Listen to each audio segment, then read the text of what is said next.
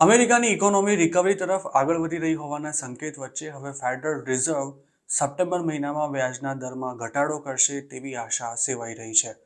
શુક્રવારે અમેરિકાના સ્ટોક માર્કેટમાં પણ વ્યાજના દર ઘટવાની અપેક્ષાએ જોરદાર લેવાલી જોવા મળી હતી.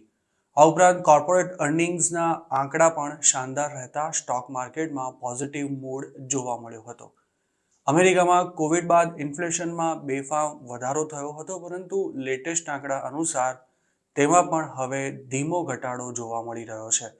શુક્રવારે રિલીઝ કરવામાં આવેલા ડેટા અનુસાર જૂનમાં પૂરા થયેલા 12 મહિનામાં પર્સનલ કન્ઝમ્પશન એક્સપેન્ડિચર્સ પ્રાઇસ ઇન્ડેક્સ ઘટીને 2.5% થયો છે.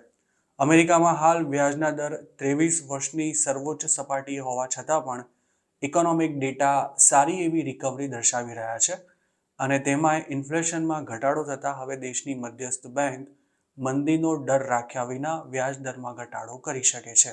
આવતા સપ્તાહે ફેડની પોલિસી મીટિંગ થવાની છે, જેમાં વ્યાજના દરમાં ઘટાડો થવાના ચાન્સ છે કે કેમ તેનું પિક્ચર થોડું વધારે ક્લિયર થઈ શકે છે.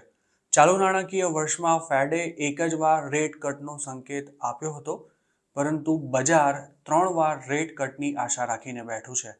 અમેરિકાની મધ્યસ્થ બેંક વ્યાજના દર ઘટાડી શકે તેવી અપેક્ષા વચ્ચે શુક્રવારે ભલે માર્કેટમાં ઉછાળો જોવા મળ્યો હતો, પરંતુ બુધવારે જ અમેરિકાના શેર બજારમાં છેલ્લા 2 વર્ષનો સૌથી મોટો કડાકો પણ નોંધાયો હતો, જેનું કારણ હતું ટેક કંપનીઓના શેરમાં મોટા પાયે થયેલી વેચવાલી.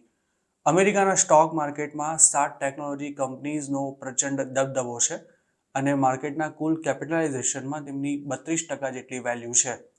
જોકે ટેસ્લાનું ક્વાર્ટરલી રિઝલ્ટ ધાર્યા કરતાં નબળું આવતા તેના સ્ટોકમાં 12.3%નો ઘટાડો જોવા મળ્યો હતો, અને સાથે જ ગૂગલની પેરેન્ટ કંપની આલ્ફાબેટના શેર પણ બુધવારે 5% જેટલા ઘટ્યા હતા.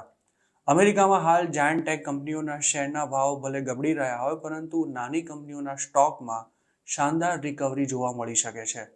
વ્યાજના દર વધારે હોય ત્યારે નાની કંપનીઓની બોરોઈંગ કોસ્ટ પણ વધી જતી હોય છે, જેથી તેમના પરફોર્મન્સ પર પણ અસર પડતી હોય છે.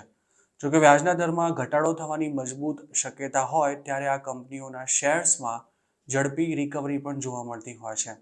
એક તરફ યુએસમાં જુલાઈ મહિનામાં S&P 500 0.03% માઇનસ રહ્યો છે, તો બીજી તરફ સ્મોલ કેપ સ્ટોક્સને ટ્રેક કરતો ધ રસેલ 2000 ઇન્ડેક્સ 10.4% પ્લસમાં રહ્યો છે.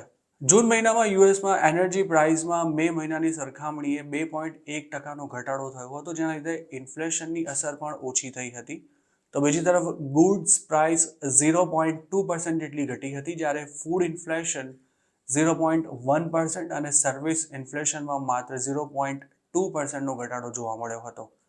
ફૂડ અને એનર્જીને બાદ કરતા જે વસ્તુઓના ભાવમાં અવારનવાર ચઢ-ઉતાર જોવા મળતી હોય છે, તેમાં પણ જૂનમાં 0.2%નો વધારો નોંધાયો હતો, અને તેનો એન્યુઅલ રેટ 2.6% જેટલો રહ્યો હતો, જે 3 વર્ષના સૌથી નીચલા સ્તર પર છે.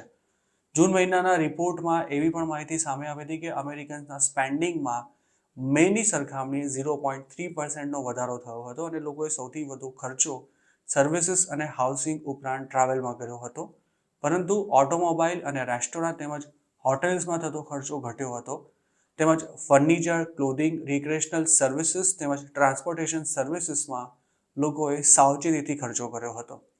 કોઈપણ દેશની ઇકોનોમીની હાલત કેવી છે તેનો અંદાજ લોકોની બચત અને ખર્ચની પેટર્ન પરથી લગાવી શકાય છે.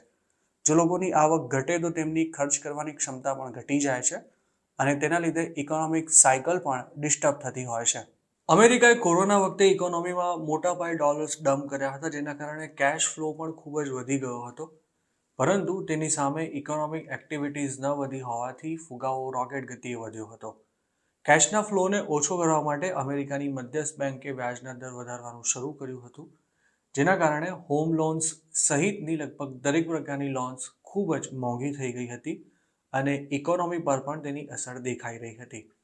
ઉલ્લેખનીય છે કે ડોનાલ્ડ ટ્રમ્પે પોતાના રિપબ્લિકન પાર્ટી દ્વારા ઓફિશિયલી પ્રેસિડેન્શિયલ કેન્ડિડેટ ડિક્લેર કરવામાં આવ્યા ત્યારે આપેલા ભાષણમાં એવું કહ્યું હતું કે જો તેમને સત્તા મળશે તો અમેરિકામાં ફુગાવો ઘટશે, વ્યાજના દર ઓછા કરાશે, તેમજ બેરોજગારીનો દર પણ નીચે આવશે.